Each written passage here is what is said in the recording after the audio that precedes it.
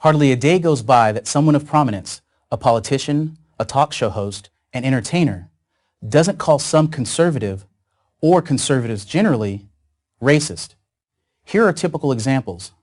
The chairman of the Democratic Congressional Campaign Committee, Congressman Steve Israel. To a significant extent, conservatives are animated by racism. TV newscaster Ed Schultz. This is what the Republican Party stands for. Racism. Oprah Winfrey. There's a level of disrespect for the office that occurs in some cases, and maybe even many cases, because the president is African American. There's no question about that. To call someone a racist should be a very serious matter. A racist is a person who believes that one race is inherently superior or inferior to another. It's not intelligence or goodness that determines an individual's worth. It's his or her skin color. To say that racism is foolish and stupid, not to mention evil, is to understate the case. But according to many of their critics, conservatives are that stupid and that evil. But with few exceptions, conservatives are neither. So why is the charge even made? The answer is primarily political, to maintain black support for liberals and liberal policies. To back up this charge, the accusers point to conservative policies. So let's examine some conservative policies to see if they are indeed racist. The long-standing conservative opposition to affirmative action is a good place to start. It was Democratic President John F. Kennedy who first used the term affirmative action in 1961. But affirmative action, in the way we think of it now, wasn't implemented until 1970, during the administration of a Republican president, Richard Nixon.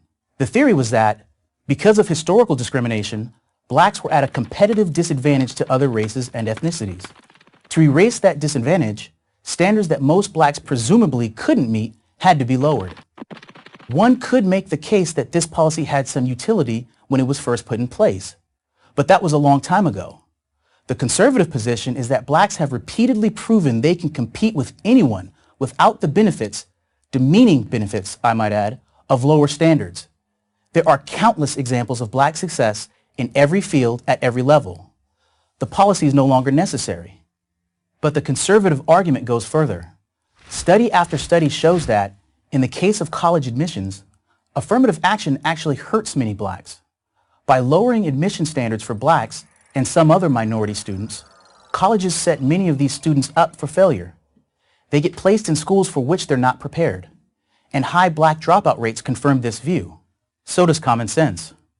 If white students with mediocre SAT scores were admitted to Ivy League schools, they too would be set up to fail. Let's do the math. Conservatives believe that blacks and other minorities are every bit as capable as whites of succeeding as policemen, firemen, businessmen, lawyers, doctors, politicians, and college students. Yet for this belief, conservatives are called racist. The irony, of course, is that those who accuse conservatives of being racist believe that blacks and other minorities are not as capable as whites of succeeding and therefore still need affirmative action, almost a half-century after it was first implemented. Let's look at another issue where this contrast between conservatives and those who accuse them of being racist is even more starkly drawn. Voter ID.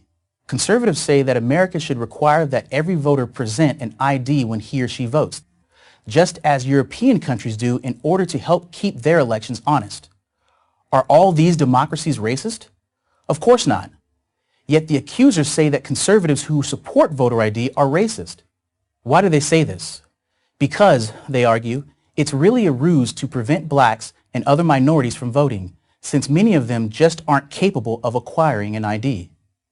Can you get more condescending than that? Let's be real. You need an ID to drive, to fly, to buy a beer, even to purchase some cold medicines. Whites can do it, but blacks can't? Tell me who the racists are again?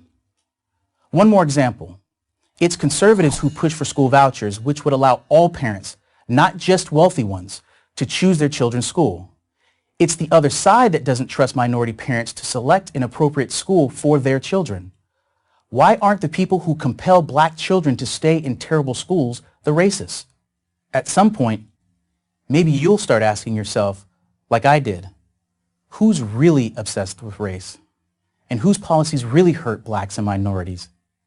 Maybe it's not who you think it is. I'm Derek Green of Project 21 for Prager University.